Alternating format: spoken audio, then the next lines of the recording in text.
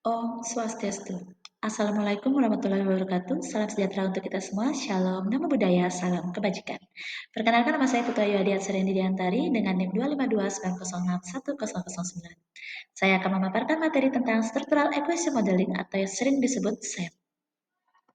Adapun topik bahasannya yaitu yang pertama, statistik multivariat dengan pengertian dan jenisnya, yang kedua, definisi SEM, yang ketiga, alasan digunakannya SEM dan tujuannya, yang keempat, keunggulan dan kelemahan SEM, yang kelima, variabel SEM, yang keenam, contoh model SEM, yang ketujuh, komponen model SEM, yang kedelapan, asumsi-asumsi dalam SEM, yang kesembilan, proses analisis SEM, yang kesepuluh, indeks kelayakan model, yang kesebelas, spesifikasi dan identifikasi model, kedua belas, estimasi parameter dengan AMOS, Lisrel atau Smart PLS, yang ke-13 modifikasi model dan interpretasi hasil, yang ke-14 alat analisis pada SEM, yang ke-15 menentukan degree of freedom, yang ke-16 dasar penilaian dan estimasi model, dan yang terakhir studi kasus SEM dan analisisnya.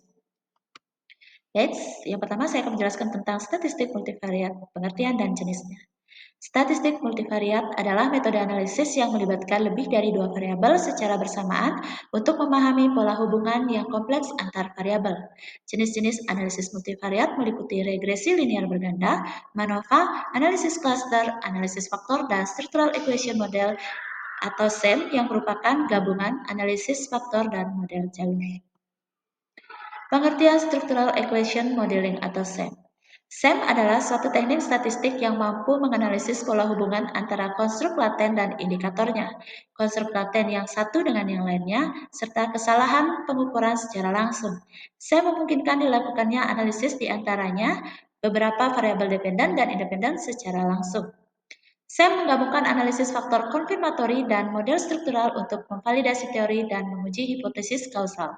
SEM tidak digunakan untuk membangun sebuah model baru tanpa dasar teori yang sudah ada sebelumnya. Alasan digunakannya SEM dan tujuannya. Alasannya yaitu yang pertama, SEM mempunyai kemampuan untuk mengestimasi hubungan antar variabel yang bersifat multiple relationship. Hubungan ini dibentuk dalam model struktural atau hubungan antara konstruk dependen dan independen. Yang kedua, SEM mempunyai kemampuan untuk menggambarkan pola hubungan antara konstruk laten dan variabel manifest atau variabel indikator. Tujuan utama dari SEM adalah menguji kesesuaian model teoritis terhadap data empiris serta mengestimasi hubungan kausal antar variabel. Apa sih kelebihan dari SEM? Kelebihan dari SEM yaitu, pertama, memungkinkan adanya asumsi-asumsi yang lebih fleksibel. Yang kedua, penggunaan analisis faktor penegasan atau confirmatory factor analysis untuk mengurangi kesalahan pengukuran dengan memiliki banyak indikator dalam satu variabel laten. Yang ketiga, daya tarik interface permodelan grafis untuk memudahkan pengguna membaca keluaran hasil analisis. Yang keempat, kemungkinan adanya pengujian model secara keseluruhan daripada koefisien-koefisien secara sendiri-sendiri. Yang kelima, kemampuan untuk menguji model-model dengan menggunakan beberapa variabel tergantung. Yang keenam, kemampuan untuk membuat model terhadap variabel-variabel perantara. Ketujuh, kemampuan untuk membuat model gangguan kesalahan atau error term. Yang kedelapan, kemampuan untuk menguji koefisien-koefisien di luar antara beberapa kelompok subjek. Yang kesembilan, kemampuan untuk mengatasi data yang sulit seperti data time series dengan kesalahan autokorelasi, data yang tidak normal, dan data yang tidak lengkap. Apa sih kelemahan dari SEM? Kelemahannya yaitu kebutuhan ukuran sampel yang besar. Yang kedua, sangat sensitif terhadap pelanggaran asumsi normalitas. Yang ketiga, bergantung pada validitas teori awal. Yang keempat, kompleksitas interpretasi dan spesifikasi model. Yang kelima, memerlukan konsep identifiability. Yang keenam, memerlukan indikator yang baik yaitu reliable dan valid. Variabel SEM. Variabel dalam SEM ada dua, yaitu variabel laten dan variabel manifest. Variabel laten adalah konsep atau faktor yang tidak dapat diukur secara langsung atau tidak teramati oleh satu pertanyaan atau observasi tunggal. Contoh, komitmen, kepercayaan, kepuasan, kesetiaan, kebebasan, kebahagiaan, dan kecerdasan IQ. Variabel manifest yaitu variabel yang dapat diukur atau diamati secara langsung melalui kuesioner, catatan, atau pengukuran empiris.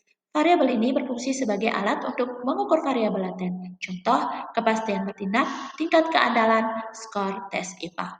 Antar variabel laten akan terdapat sejumlah hubungan analisis SEM lebih advance dibandingkan dengan analisis seperti UGT, ANOVA, korelasi atau regresi berganda, Dan software yang digunakan yaitu Amos, Lisrel, dan PLS. Contoh model SEM. Berikut disajikan contoh dari model SEM itu tersendiri. Yang pertama ada trust atau kepercayaan, yang kedua ada satisfaction atau kepuasan, yang ketiga ada loyalty atau kesetiaan. Loyalty, satisfaction, trust. Apa sih maksudnya? Perlu ada keterangan tambahan yang berfungsi sebagai indikator atau manifest dari ketiga variabel laten di atas. Apa saja yang membuat seseorang merasa percaya, merasa puas, dan setia? Mari kita bahas pada slide berikutnya. Variabel laten dan indikatornya. Trust atau kepercayaan mempunyai indikator yaitu kejujuran, citra, dan perhatian. Sedangkan satisfaction atau kepuasan yaitu letak toko, kelengkapan produk, harga kompetitif, dan pelayanan karyawan. Sedangkan kesetiaan indikatornya yaitu brand switching, word of mouth, count, dan pembelian ulang. Sebuah variabel laten sebaiknya dijelaskan oleh paling tidak 3 variabel manifest. Sebuah variabel laten diberi simbol lingkaran atau elips dan harus selalu disertai variabel manifest. Variabel manifest adalah variabel yang digunakan untuk menjelaskan atau mengukur sebuah variabel laten. Variabel manifest diberi simbol kotak atau persegi. Dapat saja terjadi sebuah variabel manifest ditampilkan tanpa harus menyertai sebuah variabel laten. Berikut disajikan mengenai konsep dasar SEM atau variabel laten dan variabel manifest. Seperti digambarkan pada slide ini.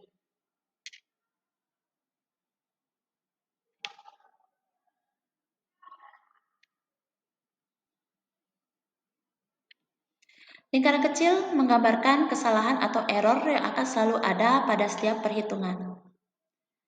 Sedangkan variabel frekuensi iklan bukanlah variabel laten, karena frekuensi iklan dapat langsung diukur seperti 3 kali dalam sebulan di koran lokal atau 1 kali di radio dan sebagainya.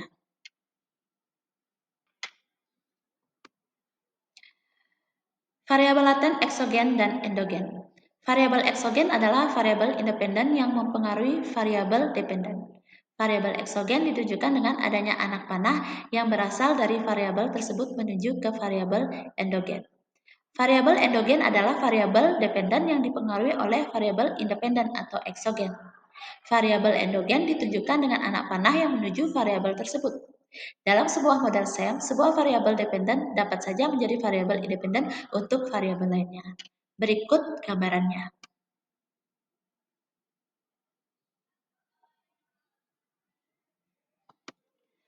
Measurement model. Measurement model adalah menjelaskan hubungan antara variabel laten dengan indikator terukur menggunakan analisis faktor konfirmatori atau confirmatory factor analysis. Pada contoh sebelumnya terdapat 3 buah measurement model, yakni 1. Variabel laten atau trust dengan 3 indikatornya, variabel laten satisfaction dengan 4 indikatornya, variabel laten loyalty dengan 3 indikatornya. Variabel frekuensi iklan bukan sebuah measurement model karena tidak memiliki indikator. Dapat digambarkan di bawah ini. Struktural model. Struktural model menggambarkan hubungan antara variabel-variabel laten atau antara variabel eksogen dengan variabel laten. Dapat pula sebuah struktural model menggambarkan hubungan antara variabel eksogen dan endogen tanpa harus berupa variabel laten. Tampilan model ini dinamakan PET diagram, yakni tampilan visual model SEM. Dari PET diagram ini akan dilakukan PET analisis, yakni mencari kekuatan hubungan di antara variabel-variabel yang ada. Error pada sebuah pengukuran. Measurement error. Error pada measurement model. Pada indikator selalu akan ada kesalahan atau error dalam pengukuran. Sebagai contoh layanan pada construct satisfaction, tidak semua item pertanyaan dapat mengukur secara tepat kepuasan seseorang. Kepuasan seseorang berbeda dengan yang lainnya atau sebab lainnya. Structural error atau error pada structural model. Pada contoh sebelumnya, 2 variabel independen atau trust dan satisfaction tidaklah dapat menjelaskan semua hal pada variabel dependen atau loyalty. Akan ada kesalahan error saat melakukan prediksi pada variabel dependen. Error pada structural model sering disebut dengan residual error atau disturbance term yang merefleksikan variance yang tidak dapat dijelaskan dalam variabel endogen atau dependen yang disebabkan semua faktor yang tidak dapat diukur. Asumsi-asumsi dalam SEM. Menurut Ferdinand 2002, asumsi-asumsi yang harus dipenuhi dalam prosedur pengumpulan dan pengolahan data yang dianalisis dengan permodalan SEM adalah normalitas, outliers, dan multikolinearitas. Normalitas, yaitu asumsi normalitas sangat penting digunakan, terutama yang menggunakan teknik estimasi maksimum likelihood atau ML, mengasumsikan bahwa data harus mengikuti distribusi normal. Outlier adalah observasi atau kasus atau responden yang memiliki nilai-nilai ekstrim atau karakteristik unik yang sangat berbeda dari observasi lainnya dalam himpunan data. Kehadiran outlier dapat mendistorsi parameter model dan menyebabkan model menjadi poor fit. Multikolinearitas dan singularitas. Asumsi ini berkaitan dengan hubungan antar variabel independen atau konstruk dalam model. Ukuran sampel yang memadai untuk estimasi parameternya. Proses analisis SEM. Menurut Aulele et al. 2018, terdapat 7 langkah yang harus dilakukan apabila menggunakan SEM, yaitu yang pertama pengembangan model teoritis. Melakukan serangkaian eksplorasi ilmiah melalui telah pustaka guna mendapatkan justifikasi atas model teoritis yang akan dikembangkan.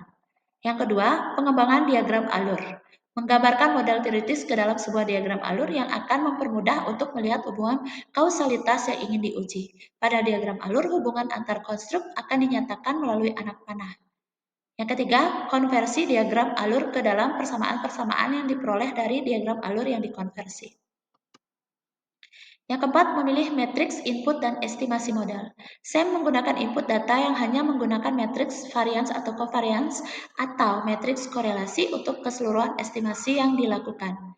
Yang kelima, kemungkinan munculnya masalah identifikasi. Masalah identifikasinya adalah masalah mengenai ketidakmampuan dari model yang dikembangkan untuk menghasilkan estimasi yang unik. Yang keenam, evaluasi kriteria goodness of fit. Pada tahap ini dilakukan pengujian terhadap kesesuaian model melalui telah terhadap berbagai kriteria goodness of fit. Yang terakhir, interpretasi dan modifikasi model. Tahap ini adalah menginterpretasikan model dan memodifikasi model bagi model-model lain yang tidak memenuhi syarat pengujian yang dilakukan. Indeks kelayakan model atau goodness of fit index. Pengertian. Indeks kelayakan model atau goodness of fit index adalah ukuran statistik yang digunakan untuk menilai seberapa baik model SEM yang telah dibangun cocok atau sesuai dengan data empiris yang diamati. Jenis-jenis indeks kelayakan dalam SEM yaitu yang pertama, chi-square. Menguji perbedaan antara matriks kovarian data dan model. Nilai X pangkat 2 yang kecil dan V-value lebih besar dari 0,05 menunjukkan model fit baik. Namun jika X pangkat 2 sensitif terhadap ukuran sampel sehingga perlu dikombinasikan dengan indeks lainnya. Contoh p-value lebih besar 0,05 dan chi-square-nya per derajat kebebasan atau CMIN atau derajat kebebasannya lebih kecil dari 3 dianggap fit. Yang selanjutnya, RMSEA atau Root Mean Square Error of Approximation. Mengukur kesalahan estimasi model per derajat kebebasan dengan nilai kurang dari 0,08 menunjukkan fit yang baik dan kurang dari 0,05 sangat ideal. GFI, Goodness of Fit Index, dan AGFI, Adjusted GFI, mengukur proporsi varian dan skovarian data yang dijelaskan model. Nilai lebih dari 0,90 menunjukkan model fit baik. CFI, Comparative Fit Index, mengindikasikan peningkatan kecocokan model dibandingkan model dasar. Nilai lebih dari 0,90 menunjukkan model fit yang baik dan lebih dari 0,95 sangat ideal. TLI atau Tucker-Lewis Index atau NNFI. Nilai lebih dari 0,90 menunjukkan kecocokan yang baik. Indeks kelayakan model atau Goodness of Fit Index. Interpretasi umumnya yaitu nilai p-value dari uji chi-square lebih besar 0,05 menunjukkan modal cocok secara statistik. RMSEA lebih kecil dari 0,08 menunjukkan modal fit baik. GFI, CFI, TLI lebih besar dari 0,90 menandakan modal cocok dan layak. Penggunaan kombinasi indeks membantu mendapatkan gambaran komprehensif tentang kecocokan model secara keseluruhan. Dapat dijelaskan dalam tabel berikut ini.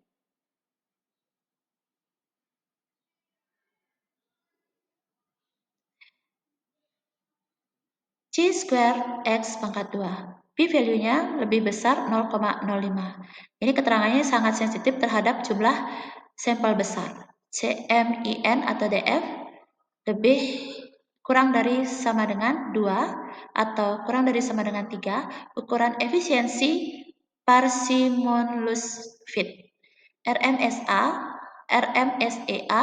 lebih kurang dari sama dengan 0,08 atau kurang dari sama dengan 0,05 itu lebih baik.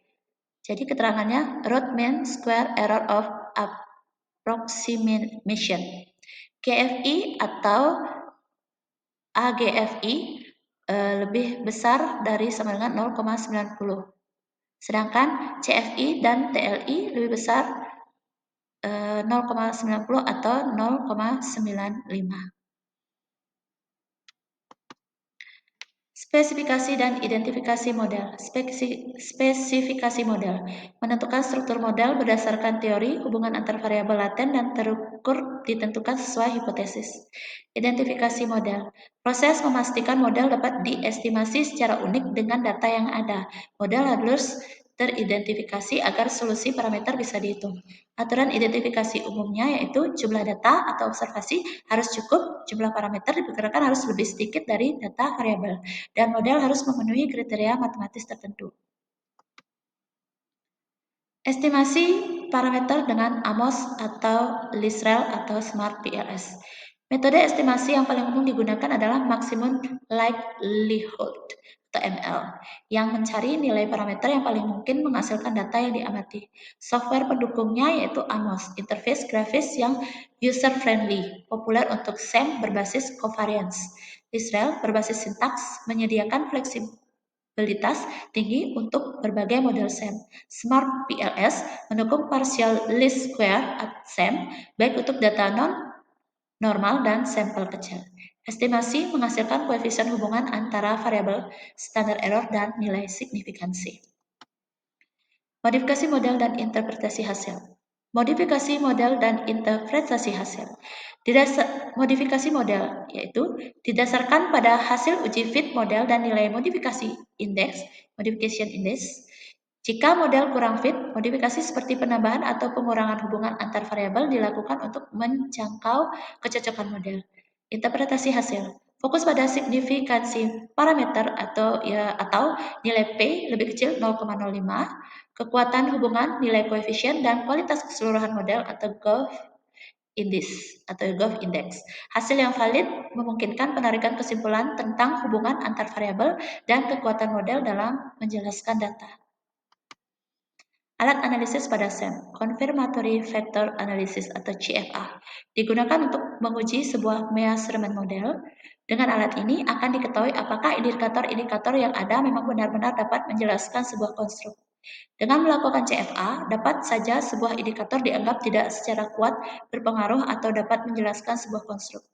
Pada contoh model sebelumnya, diuji apakah indikator-indikator citra perusahaan, care, perhatian dari para karyawan terhadap pelanggan, serta kejujuran dari para karyawan dan pemilik benar-benar dapat menjelaskan konstruk kepercayaan trust yang bersifat laten. Alat analisis pada SEM, Multiple Regression Analysis. Alat analisis ini dapat digunakan untuk menguji sebuah structural model. Dengan alat ini dapat diketahui apakah ada hubungan yang signifikan di antara variabel-variabel eksogen atau independen dengan endogen atau dependen. Jika ada hubungan, seberapa kuat hubungan tersebut? Pada contoh sebelumnya, dengan alat ini dapat dianalisis apakah trust konsumen memang secara nyata mempengaruhi loyalitas konsumen tersebut. Apakah satisfaction konsumen benar-benar mempengaruhi loyalitas seorang konsumen, atau apakah frekuensi iklan yang ditayangkan berpengaruh terhadap loyalitas seseorang? Selain regresi, alat analisis lain adalah korelasi dan covariance yang bertujuan untuk mengukur hubungan dua variabel. Menentukan degree of freedom. Identifikasi sebuah model SEM berkaitan dengan apakah tersedia cukup informasi untuk mengidentifikasi adanya sebuah solusi dari persamaan struktural. Jika model dianggap tidak dapat diidentifikasi, maka proses pengolahan data tidak dapat dilakukan. 3 jenis identifikasi yang mungkin terjadi dalam analisis SEM. Yang pertama, just identified. Besar nilai DF-nya sama dengan 0 atau saturate. Karena sudah teridentifikasi, maka estimasi dan penilaian model tidak perlu dilakukan. Yang kedua, under identified. Besar nilai DF adalah negatif. Jika terjadi under identified, maka estimasi dan penilaian model tidak perlu dilakukan. Yang ketiga, over identified. Besar nilai DF adalah positif. Jika terjadi over identified, maka estimasi dan penilaian model bisa dilakukan. Menentukan degree of freedom antar variabel manifest. Df sama dengan setengah P dikali P ditambah 1 dikurangi K, di mana Df itu adalah degree of freedom, P adalah jumlah variabel manifest, dan K jumlah parameter yang akan diestimasi. Diketahui P adalah 3, yakni A, B, dan C. Menghitung nilai K. Jumlah koefisien regresi yang diestimasi adalah 2. 2 anak panah dari A dan B ke C. 2. Jumlah varians dan error hanya 1 error. 3. Varians dari variabel independen adalah 2, yakni A dan B. 4. Covariance antara variabel independen adalah 1 antara variabel A dan B, panah antara keduanya. 5. Totalnya yaitu K sama dengan 2 ditambah 1 ditambah 2 ditambah 1 sama dengan 6. DF-nya yaitu sama dengan setengah 3 dikali 4 dikurangi 6 sama dengan 0. Jadi, just identified. Estimasi dan penilaian model tidak perlu dilakukan. Menentukan degree of freedom antar variabel manifest dan laten. Jumlah variabel manifestnya yaitu 3. Menghitung nilai K. Jumlah koefisien regresi yang diestimasi adalah 3, yakni laten ke indikator 1, 2, dan 3. Yang kedua, jumlah varians dari error atau jumlah anak panah dari variabel error ke masing-masing indikator adalah 3. Varians dari variabel laten adalah 1, karena hanya ada 1 variabel laten. Total, K sama dengan 3 ditambah 3 ditambah 1 sama dengan 7. TF-nya sama dengan setengah 3 dikali 4 dikurangi 7 sama dengan min 1. Jadi, under identified. Pengujian lebih lanjut tidak dapat dilakukan. Menentukan degree of freedom antar variabel manifest dan laten. Jumlah variabel manifestnya ada 5. Menghitung nilai K. Jumlah koefisien regresi yang diestimasi adalah 5, yakni laten ke indikator 1, 2, dan 3, serta dari laten 2 ke indikator 2.1 dan 2.2. Yang kedua, jumlah varians dari error atau jumlah anak panah dari variabel error ke masing-masing indikator adalah 5. Yang ketiga, varians dari variabel laten adalah 2. Yang keempat, covariance antar variabel laten dengan laten 2 dalam kurung anak panah 2 arah adalah 1.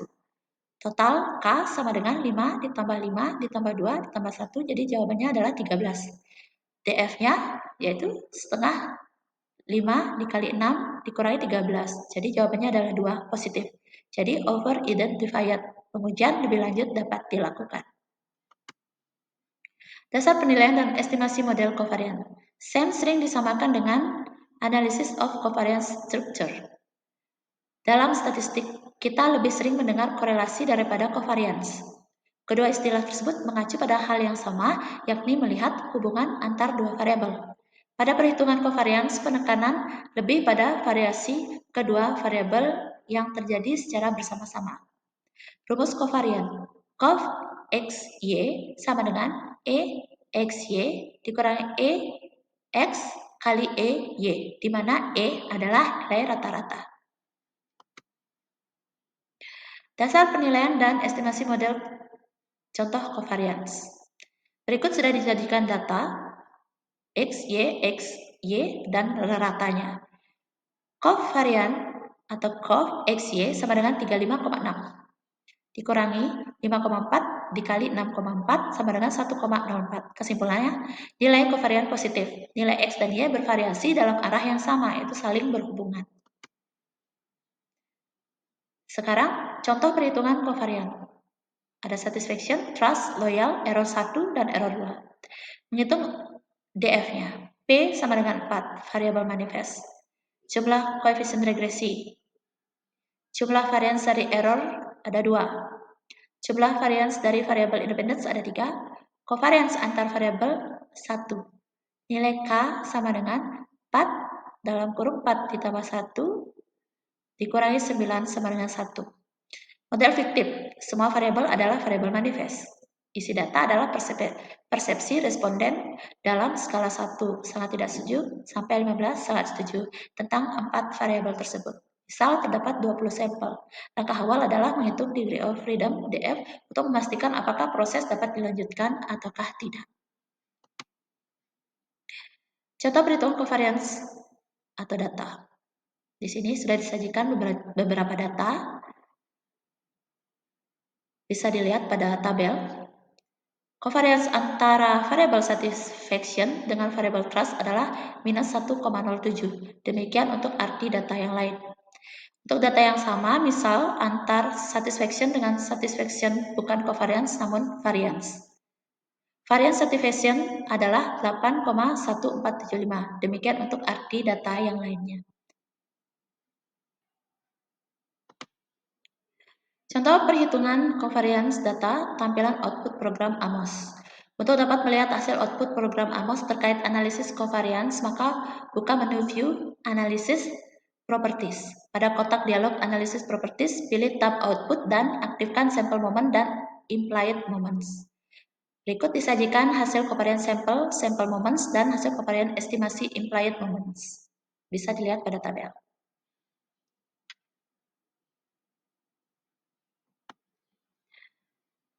Setelah covariance sampel dan covariance estimasi diketahui, AMOS akan membandingkan kedua covariance tersebut.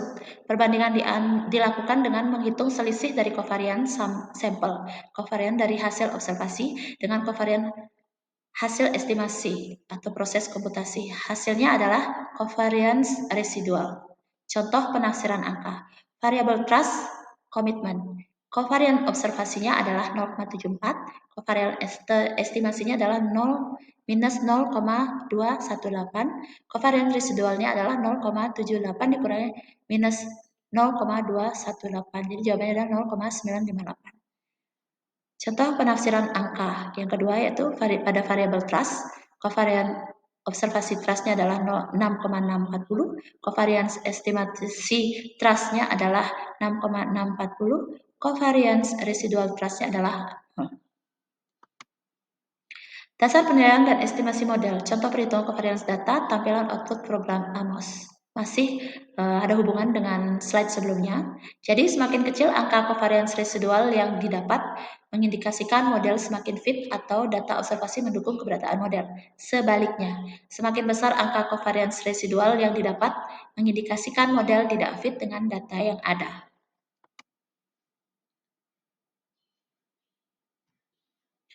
Dasar penilaian dan estimasi model korelasi. Rumusnya yaitu Rho sama dengan cov X, Y per sigma X dikali sigma Y. Di mana Rho nilai korelasi, cov XY itu covariance antara X dan Y, sigma X deviasi standar X, sigma Y deviasi standar Y. Korelasi pada dasarnya adalah melakukan standarisasi pada hasil covariance yang didapat. Angka korelasi dibatasi dari min 1 sampai plus 1. Tanda plus atau min menunjukkan arah hubungan dua variabel, sedangkan besar angka di belakangnya menunjukkan tingkat keeratan hubungan. Dasar penilaian dan estimasi model korelasi, contoh perhitungannya. Berikut disajikan data berbentuk tabel. Bisa dilihat pada slide. Jadi standar deviasi trust itu sama dengan 2,64, standar deviasi komitmen itu 1,993. Jadi Rho sama dengan 0,74 per 2,64 dikali 1,93 sama dengan 0,145. Hasil olah data korelasi dengan Excel. Jadi trustnya 1. Komitmen trust itu 0,152632, sedangkan komitmennya adalah 1. Studi kasus SEM, model kepuasan pengguna. Contoh kasusnya, analisis kepuasan pengguna terhadap kualitas website Sistem Informasi Akademik atau SIAKAD di Universitas Diponegoro. Responden, penelitian melibatkan 200 mahasiswa Universitas Diponegoro sebagai sampel responden. Identifikasi dan klasifikasi variabel. Variabel laten eksogen. Variabel ini adalah variabel independen yang mempengaruhi variabel lain. Dalam studi ini terdapat 4 variabel laten eksogen. A. Kualitas sistem. X1 kemudahan website dioperasikan, X2 tata letak website, X3-nya kemudahan website untuk diakses. B. Kualitas informasi. X4 keakuratan informasi, X5 informasi up to date, X6 informasi mudah dimengerti, X7 informasi rinci. C. Kualitas interaksi. X8 website aman ketika diakses, X9 nuansa personal ketika mengakses website, X10 kemudahan website terhubung dengan tautan yang lain. D. Kualitas pelayanan. X11 kemudahan pengisian KRS, X12 kemudahan registrasi, X13 kemudahan evaluasi PBM, X14 kontak personal bila ada kendala, X15 bentuk tanggapan terhadap keluhan. Variabel laten endogen. Variabel ini adalah variabel dependen yang dipengaruhi oleh variabel eksogen. E. Kepuasan pengguna website. Y1 output dari proses layanan si A. Y2 informasi yang disajikan. Y3 itu proses pelayanan yang diberikan. Analisis faktor konfirmatori eksogen. Hasil pengujian terhadap kriteria goodness of fit menunjukkan bahwa seluruh kriteria goodness of fit yakni chi-square, probabilitas, RMSEA, GFI, AGFI, CMIN atau DF, dan TLI dan CFI diterima dengan baik berdasarkan uji goodness of fit. Hasil pengujian kriteria goodness of fit seperti yang tertera pada tabel 1 berikut.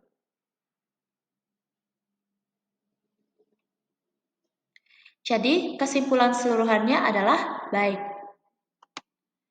Analisis faktor konfirmatori endogen. Hasil pengujian terhadap kriteria goodness of fit menunjukkan bahwa seluruh kriteria goodness of fit, yakni chi-square, probabilitas, RMSEA, GFI, AGFI, CMIN atau DF, TLI, dan CFI diterima dengan baik berdasarkan uji goodness of fit.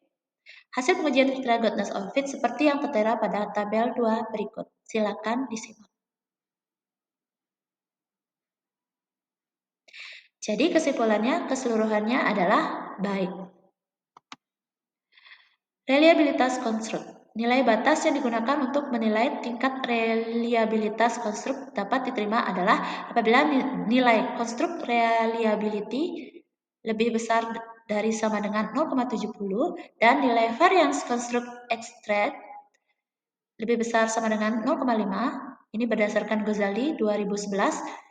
Hasil perhitungan nilai konstruk reliability dan nilai variance konstruk extract tersaji dalam tabel 3 sebagai berikut.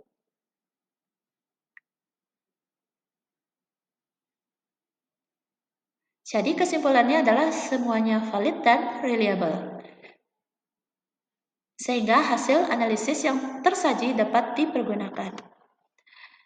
Ukuran sampel. Dalam penelitian digunakan sampel sebanyak 200 sehingga asumsi ukuran sampel minimum telah terpenuhi. Normalitas multivariat. Hipotesis. H0-nya data berdistribusi normal multivariat. H alternatifnya data tidak berdistribusi normal multivariat. Statistik uji. One sample Kolmogorov-Smirnov. Tes dengan D sama dengan 0,0707. Kriteria uji. Tolak H0 jika D lebih besar dari W1 min alpha. Kesimpulan H0 diterima karena nilai D lebih kecil dari W1 min alpha dalam kurung 0,0707 lebih kecil dari 0,096 sehingga data berdistribusi normal multivariat. C. Bebas outlier. Deteksi terhadap multivariat outlier menggunakan jarak Mahalanobis. Dalam menghitung jarak Mahalanobis berdasarkan nilai chi-square pada derajat bebas, jumlah indikator pada tingkat signifikansi alpha lebih kecil dari 0,05 adalah 28,87. Data yang memiliki jarak Mahalanobis lebih dari nilai Chi-square sama dengan 28,87 adalah data yang terindikasi multivariate outlier. Dapat disajikan pada tabel berikut ini. D. Multikolinearitas. Multikolinearitas dapat dilihat dari determinan matriks kovarian sampelnya. Determinan yang mendeteksi 0 mengindikasikan adanya multikolinearitas, sehingga data tidak dapat digunakan untuk penelitian. Berdasarkan nilai determinan dari matriks kovarian pada output komputasi sebesar 117.003,593 yang artinya sangat jauh dari 0, sehingga dapat dikatakan bahwa tidak terdapat multikolinearitas pada data. E. Evaluasi model. Data penelitian kualitas website terhadap kepuasan pengguna tampak seperti pada gambar berikut. Jadi, dapat dilihat model kepuasan pengguna dari gambar berikut ini.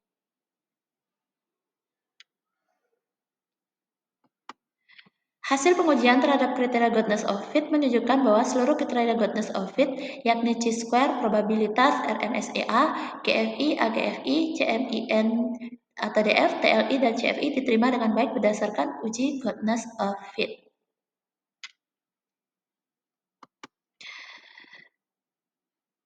Uji hipotesis. Pengujian terhadap hipotesis yang diajukan dapat dilihat dari hasil nilai signifikansi dari estimasi parameter standardized loading pada tabel 7 berikut.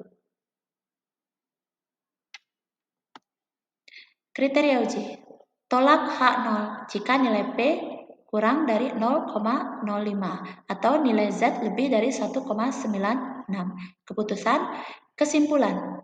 Berdasarkan pengujian pada tabel 7 didapatkan kesimpulan seperti di bawah ini. Tidak ada hubungan antara kepuasan pengguna dengan sistem. Ada hubungan antara kepuasan pengguna dengan informasi. Ada hubungan antara kepuasan pengguna dengan interaksi. Dan ada hubungan antara kepuasan pengguna dengan pelayanan. Kesimpulannya, Structural Equation Modeling atau SEM adalah metode statistik multivariat yang menguji hubungan kompleks antara variabel laten dan variabel terukur secara bersamaan. SEM menggabungkan analisis faktor konfirmatori dan model struktural untuk menguji teori dan hipotesis kausal. Asumsi dasar SEM meliputi normalitas data, linearitas, identifikasi model, dan ukuran sampel yang memadai.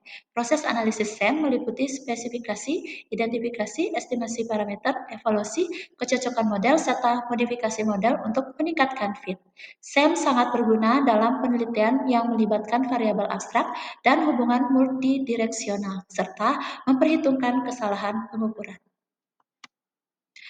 Berikut referensi-referensi yang saya dapatkan untuk menyelesaikan presentasi pada hari ini. Terima kasih, saya ucapkan Om Santi Santi Santi Om.